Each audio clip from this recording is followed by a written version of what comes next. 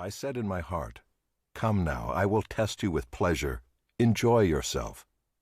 But behold, this also was vanity.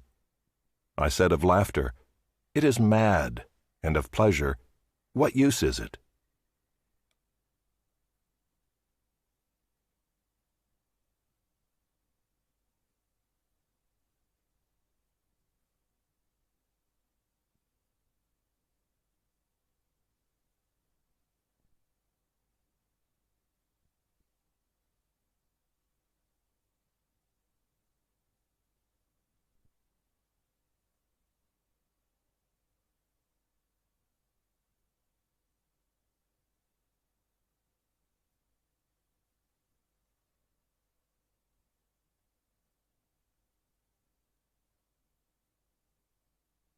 The son of David, king in Jerusalem.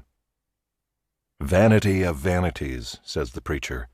"Vanity of vanities, all is vanity. What does man gain by all the toil at which he toils under the sun? A generation goes and a generation comes, but the earth remains forever. The sun rises and the sun goes down and hastens to the place where it rises. The wind blows to the south and goes around to the north. Around and around goes the wind, and on its circuits the wind returns.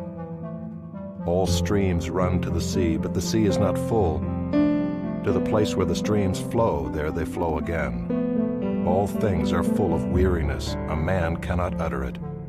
The eye is not satisfied with seeing, nor the ear filled with hearing. What has been is what will be, and what has been done is what will be done, and there is nothing new under the sun. Is there a thing of which it is said, 'See, this is new'?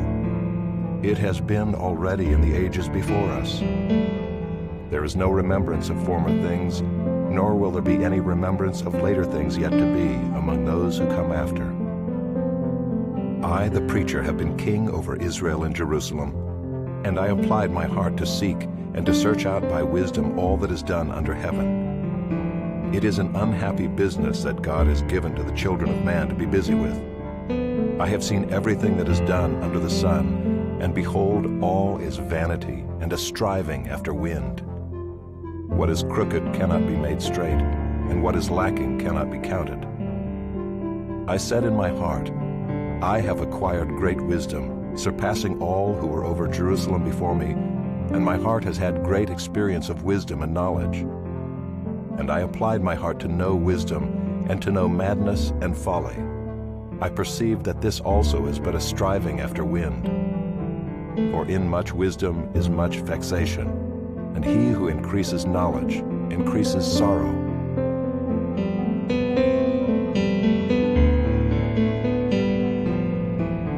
Chapter 2. I said in my heart, "Come now, I will test you with pleasure. Enjoy yourself." But behold, this also was vanity. I said of laughter, "It is mad," and of pleasure, "What use is it?" I searched with my heart how to cheer my body with wine, my heart still guiding me with wisdom, and how to lay hold on folly, till I might see what was good for the children of man to do under heaven during the few days of their life. I made great works. I built houses and planted vineyards for myself. I made myself gardens and parks, and planted in them all kinds of fruit trees. I made myself pools from which to water the forest of growing trees. I bought male and female slaves, and had slaves who were born in my house. I had also great possessions of herds and flocks, more than any who had been before me in Jerusalem. I also gathered for myself silver and gold and the treasure of kings and provinces. I got singers, both men and women, and many concubines, the delight of the sons of man. So I became great and surpassed all who were before me in Jerusalem. Also my wisdom remained with me, and whatever my eyes desired, I did not keep from them. I kept my heart from no pleasure, for my heart found pleasure in all my toil, and this was my reward for all my toil. Then I considered all that my hands had done and the toil I had expended in doing it, and behold, all was vanity and a striving after wind, and there was nothing to be gained under the sun. So I turned to consider wisdom and madness and folly. For what can the man do who comes after the king? Only what has already been done. Then I saw that there is more gain in wisdom than in folly, as there is more gain in light than in darkness. The wise person has his eyes in his head, but the fool walks in darkness. And yet I perceived that the same event happens to all of them. Then I said in my heart, what happens to the fool will happen to me also. Why then have I been so very wise? And I said in my heart that this also is vanity. For of the wise as of the fool there is no enduring remembrance, seeing that in the days to come all will have been long forgotten. How the wise dies just like the fool.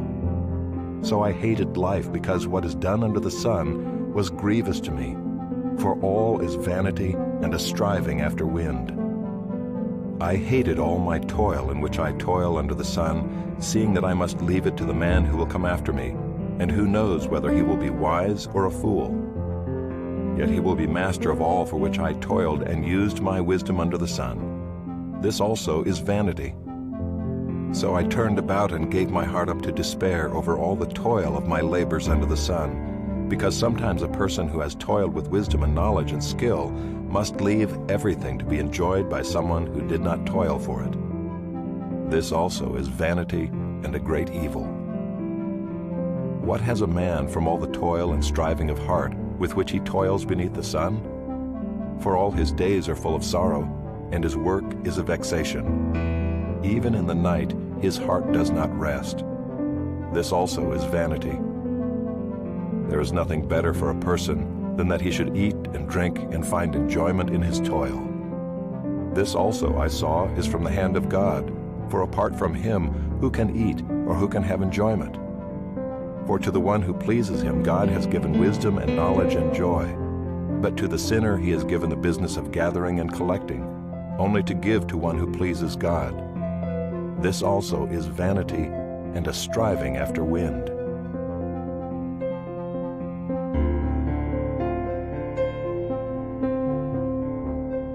Chapter 3.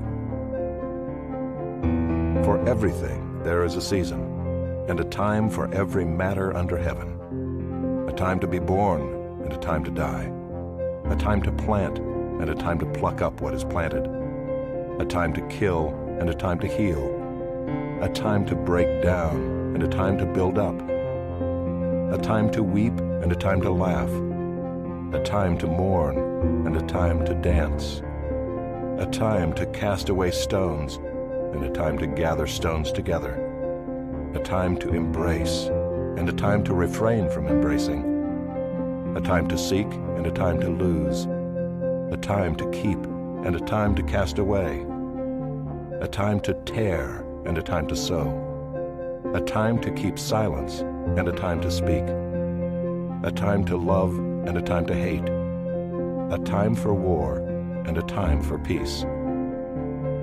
What gain has the worker from his toil? I have seen the business that God has given to the children of man to be busy with. He has made everything beautiful in its time. Also, he has put eternity into man's heart, yet so that he cannot find out what God has done from the beginning to the end. I perceive that there is nothing better for them than to be joyful and to do good as long as they live. Also that everyone should eat and drink and take pleasure in all his toil. This is God's gift to man. I perceive that whatever God does endures forever. Nothing can be added to it, nor anything taken from it. God has done it, so that people fear before him. That which is already has been. That which is to be already has been. And God seeks what has been driven away. Moreover, I saw under the sun that in the place of justice, even there was wickedness, and in the place of righteousness, even there was wickedness. I said in my heart, God will judge the righteous and the wicked, for there is a time for every matter and for every work. I said in my heart with regard to the children of man that God is testing them, that they may see that they themselves are but beasts. For what happens to the children of man and what happens to the beasts is the same. As one dies, so dies the other. They all have the same breath, and man has no advantage over the beasts, for all is vanity. All go to one place. All are from the dust, and to dust all return. Who knows whether the spirit of man goes upward and the spirit of the beast goes down into the earth? So I saw that there is nothing better than that a man should rejoice in his work, for that is his lot. Who can bring him to see what will be after him?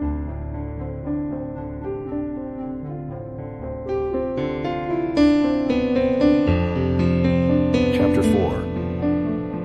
Again I saw all the oppressions that are done under the sun, and behold the tears of the oppressed, and they had no one to comfort them. On the side of their oppressors there was power, and there was no one to comfort them. And I thought the dead who are already dead more fortunate than the living who are still alive. But better than both is he who has not yet been, and has not seen the evil deeds that are done under the sun.